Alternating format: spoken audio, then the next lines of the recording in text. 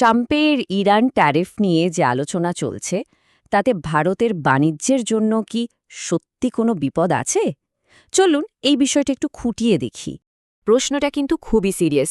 আমেরিকার একটা নতুন ট্যারিফ আর তার জেরে ভারতের বিলিয়ন ডলারের ব্যবসার ঝুঁকির মুখে।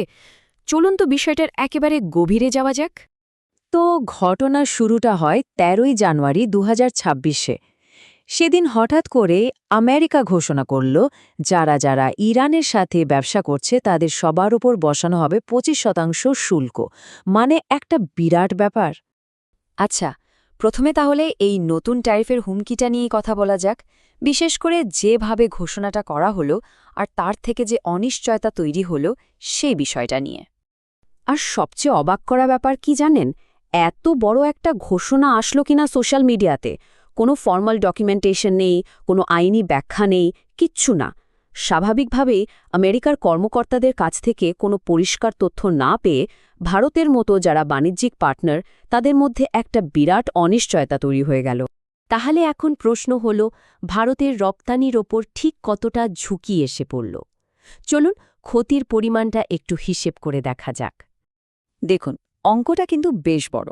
ফিসক্যাল ইয়ার 25-এ ভারত ইরানকে জিনিসপত্র বেচেছে প্রায় $1.24 বিলিয়ন। আর আশঙ্কাটা ছিল এই পুরো বাণিজ্যটাই হয়তো নতুন ট্যারিফের কবলে পড়তে চলেছে। এই যে চার্টটা দেখা যাচ্ছে, এখানে পরিষ্কার বোঝা যাচ্ছে যে ইরানকে ভারত আসলে কি কি জিনিস সবথেকে বেশি পাঠায়। আর সবচেয়ে চোখে পড়ার মতো বিষয়টা হলো মোট রপ্তানির 61%ই চাল। ভাবুন একবার, একটা মাত্র জিনিস কতটা জায়গা জুড়ে আছে। আচ্ছা, এই টেবিলটা দেখলে বিষয়টা আরও পরিষ্কার হবে। চাল তো আছেই, তারপরেই দেখুন রয়েছে অয়েল মিলস, ফলসবজি, কেমিক্যালস, ইঞ্জিনিয়ারিং গুডস আর হ্যাঁ, ওষুধও। মানে বোঝাই যাচ্ছে যে ভারতের রপ্তানি শুধু চাল কেন্দ্রিক নয়, আরও অনেক কিছুই এর সঙ্গে জড়িয়ে। কিন্তু এখানেই গল্পে একটা বড় টুইস্ট আছে। আসল ব্যাপারটা বুঝতে গেলে আমাদের একটা জিনিস জানতে হবে, সেটা হলো হিউম্যানিটেরিয়ান এক্সেম্পশন বা মানবিক ছাড়। আর এটাই কিন্তু পুরো আলোচনার আসল চাবিকাঠি।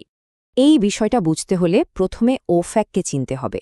ওফ্যাক মানে হল office of foreign assets control. এটা আসলে আমেরিকার ট্রেজারি ডিপার্টমেন্টের একটা শাখা, যাদের কাজ হল আমেরিকার ফরেন পলিসি আর ন্যাশনাল সিকিউরিটির জন্য বিভিন্ন দেশের ওপর অর্থনৈতিক নিষেধাজ্ঞা জারি করা। এই প্রসঙ্গে Federation of Indian Export Organisations বা FIEO এর সিইও অজয় সাহায় যা বলেছেন সেটা খুব গুরুত্বপূর্ণ। তার মতে ভারতীয় কোম্পানি আর ব্যাংকগুলো ইরানের ওপর ওফ্যাকের নিষেধাজ্ঞাগুলো পুরোপুরি মেনে চলে। ওরা শুধু অনুমতি আছে এমন মানবিক বাণিজ্যের মধ্যেই নিজেদেরকে সীমাবদ্ধ রাখে। তাই আমাদের মনে হয় না ভারতের ওপর এর কোনো খারাপ প্রভাব পড়বে। মানে বুঝতেই পারছেন, এই বক্তব্যটা অনেকটাই স্বস্তি। তাহলে চলুন এবার সবচেয়ে বড় যে রপ্তানির আইটেম মানে চাল, সেটার উদাহরণ দিয়েই দেখি ব্যাপারটা। কেন চালকে নিরাপদ বলা হচ্ছে? এটা আসলে নিষেধাজ্ঞা মেনে চলার একটা দারুণ উদাহরণ। একটু মনে করে দেখুন, চাল রপ্তানির অঙ্কটা ছিল $757.3 মিলিয়ন। মানে মোট রপ্তানির 61%-এরও বেশি। সুতরাং এই একটা জিনিস নিরাপদ থাকাটা ভারতের জন্য যে কতটা জরুরি সেটা নিশ্চয়ই আর বলে দিতে হবে না। তো প্রশ্ন হল, চাল কিভাবেই নিষেধাজ্ঞা এড়িয়ে যাচ্ছে? এর কয়েকটা কারণ আছে। ১, এটা একটা খাদ্য সামগ্রী। ২, এটাকে মানবিক সরবরাহ বা হিউম্যানিটেরিয়ান সাপ্লাই হিসেবে দেখা হয়। আর ৩ নম্বর কারণটা হল, যে চ্যানেল দিয়ে এই ব্যবসাটা হয় সেটা আগে থেকেই OFACর নিয়মকানুন মেনে চলে। এই সব মিলিয়েই চাল কিন্তু এই শাস্তিমূলক ট্যারিফের আওতার বাইরে। আর ঠিক একই যুক্তি খাটে ওষুধ বা ফার্মাসিউটিক্যালসের ক্ষেত্রেও। আচ্ছা, এবার চলুন একটু জুম আউট করে পুরো ছবিটা দেখি। মানে ভারত ইরান বাণিজ্য সম্পর্কটাকে একটা বড় প্রেক্ষাপটে ফেলে দেখা যাক। এখানে যে তুলনাটা দেওয়া আছে সেটা দেখুন। একদিকে ভারত ইরান বাণিজ্য, যার মোট ভ্যালু $1.7 বিলিয়ন, আর অন্যদিকে ভারতের মোট গ্লোবাল ট্রেড, সেটা প্রায় $1.1 ট্রিলিয়ন। পার্থক্যটা একবার ভাবুন, বিশাল।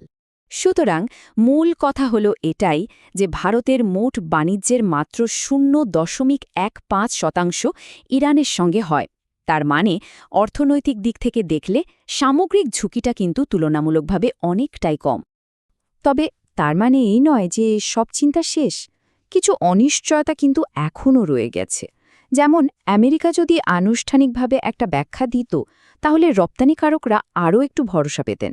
আর সবচেয়ে বড় প্রশ্নটা হলো, ইরানের সঙ্গে ব্যবসা করা বলতে ঠিক কী বোঝানো হচ্ছে? এর কোনো সরকারি সংজ্ঞা এখনও দেওয়া হয়নি, ফলে একটা ধোঁয়াশা থেকেই যাচ্ছে। তার ওপর কারেন্সি রেটের ওঠানামা তো একটা আলাদা চ্যালেঞ্জ সবসময়। সবশেষে একটা বড় প্রশ্ন কিন্তু থেকেই যায়, এই যে নিষেধাজ্ঞা আর ট্যারিফের দুনিয়া, এখানে মানবিক বাণিজ্যের ভবিষ্যৎটা আসলে কি? এই পুরো ঘটনাটা কিন্তু আমাদের সবাইকে এই প্রশ্নটা নিয়ে নতুন করে ভাবতে বাধ্য করছে।